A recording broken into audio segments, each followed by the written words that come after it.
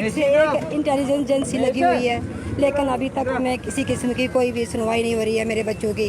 हमारे देश की न्याय व्यवस्था हो, सब पर सवाल खड़े होते हैं कि आज इतनी देर के बाद भी डांगरी की माँ, उन शहीद बच्चों की माँ आज भी इंसाफ के लिए सड़कों पर उतरी है। जब तक हमारे बच्चों की सुनवाई नहीं होगी हम रोड को खाली करने वाले नहीं हैं। लेफ्टिनेंट गवर्नर आए, डिप्टी कमिश्नर आए, लेकिन सिर्फ बातें और झूठे आश्वासन जैसे इनकी कथनी और करनी में हमेशा अंतर दिखाई देता है।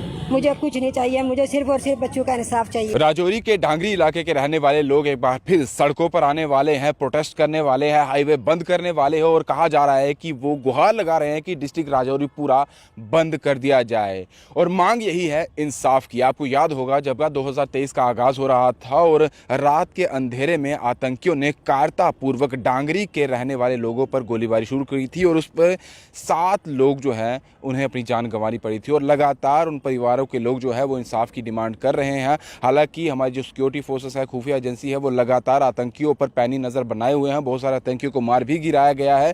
जो इस हमले से जुड़े हुए थे ये बताया गया था, उनमें से भी 2 आतंकियों को मार गिराया गया था और अभी तक लगातार उन पर जो है हमारी जो सिक्योरिटी फोर्सेस हैं वो घात लगाए हुए हैं। लेकिन साफ तौर पर परिवार के लोग यही कह रहे हैं कि हमें पैसा नौकरी नहीं चाहिए, हमें चाहिए तो हमारे जो घर के चिराग थे, जो हमारे परिवारजन थे जिन्हें आतंकियों ने कायरतापूर्वक मार गिराया था, वो लोग शहीद हुए थे, हमें उनके लिए इंसाफ चाहिए और जल्द से जल्द उन सभी आतंकियों का खात्मा होना चाहिए। और इसी को लेकर वो कह रहे हैं कि 7 से 8 महीने होने को आ गए हैं लेकिन कुछ नहीं हो पाया है।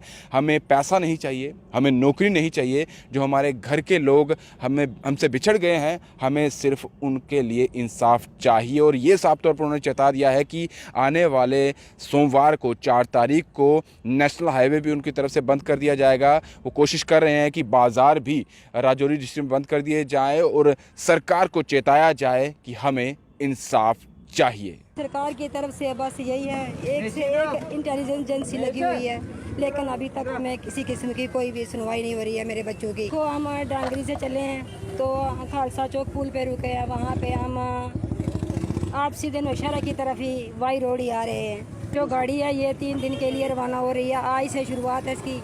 ये कल भी जाएगी, हमें कल का पता नहीं है ये कहाँ जाएगी, और परसों एतवार भी को भी जाएगी और सोमवार को हमने ये बंद करना। अपील यही है कि जब तक हमारे बच्चों की सुनवाई नहीं होगी हम रोड को खाली करने वाले नहीं हैं। मिला सरकार की तरफ से, सरकार तो यही कह रही है आपको नौकरियां दी हैं, पैसा दिया, देखो हमारे बच्चे चले गए हैं, क्या सरकार हमारे बच्चों की कीमत दे सकती है? हमारे बच्चों की कीमत 10-10 लाख रुपया लगाई है। एक बच्चा जो मेरा था वो MSc BEd था, मेरे दोनों बच्चों की जॉब लग चुकी थी। जो मेरा बड़े वाला बच्चा दीपक था और JCO में भर्ती हुआ था सब आर्मी में, और जो छोटा बच्चा था मेरा वो हेड क्लर्क था डिस्ट्रिक्ट राजौरी PHE ऑफिस में। मुझे कुछ नहीं चाहिए, मुझे सिर्फ और सिर्फ बच्चों का इंसाफ चाहिए। अफसोस के साथ कहना पड़ता है कि आज डांगरी से चल के आई हुई ये प्रिंस की माता जी नहीं, ये यार उस बच्चे की माँ है जो बच्चा इस समय यहाँ इनके लिए हक की लड़ाई लड़ रहा है। यह हर बच्चे की माँ है जिसने मिलिटेंसी के दौर में इस मुल्क के लिए अपनी जान दी है।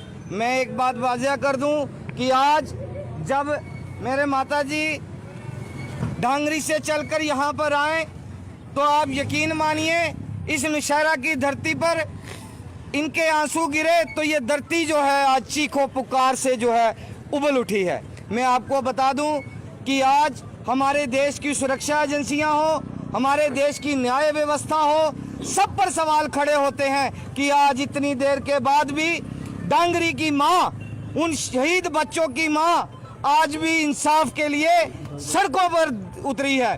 जन समर्थन के लिए यात्रा निकालनी पड़ी उनको आज। वो जबकि सोमवार को जैसा इन्होंने बताया कि वो वहाँ पर बंद करने जा रहे हैं, हाईवे को जाम करने जा रहे हैं। माता जी के पास बड़े बड़े नेता इस देश के आए, होम मिनिस्टर आए, गवर्नर ऑफ लेफ्टिनेंट गवर्नर आए, डिप्टी कमिश्नर आए, लेकिन सिर्फ बातें और झूठे आश्वासन जैसे इनकी कथनी और करनी में हमेशा अंतर दिखाई देता है।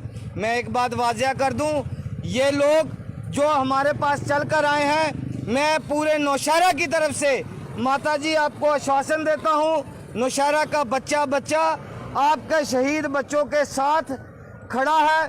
आपके साथ खड़ा है। आप जब भी वहां पर बंद करेंगी, हमें आपको समर्थन देने के लिए वहां भी आएंगे, और यहाँ भी हमें आप जो हुक्म करेंगे हम करने के लिए तैयार हैं। हमारी यहाँ की जो धार्मिक संस्थाएं हैं, हमारे यहाँ का जो व्यापार मंडल है, हम उनसे भी बात करेंगे, ताकि आपको जो जन समर्थन यहाँ नौशहरा से मिलेगा।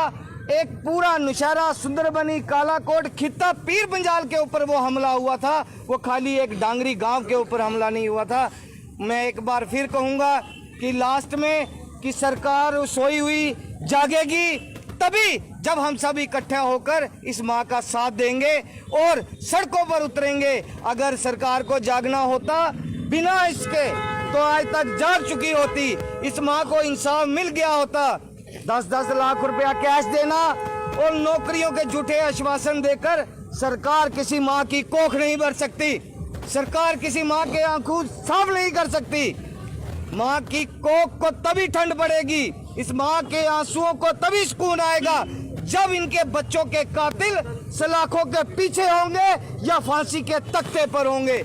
मेरी आज आप मीडिया के माध्यम से यही एक अपील है कि जल्द से जल्द सरकार को डांगरी के जो शहीद हैं उनके कातलों को सलाखों के पीछे होना चाहिए और फांसी के फंदे पर होंगे, तभी जाकर डांगरी के शहीदों को सच्ची श्रद्धांजलि मिलेगी। ये झूठे आश्वासन, नौकरियां और पैसों से किसी माँ की कोख नहीं भरी जाती, किसी माँ के आंसू नहीं पहुंचे जाते। अगर आपको करना है, अगर हिंदुस्तान इतना काबिल मुल्क है कि हमारी एजेंसियां इतनी काबिल हैं कि हम उनको घर से ढूंढ निकाल सकते हैं, तो फिर देरी क्यों? ये सवाल आज यहाँ खड़ा होता है।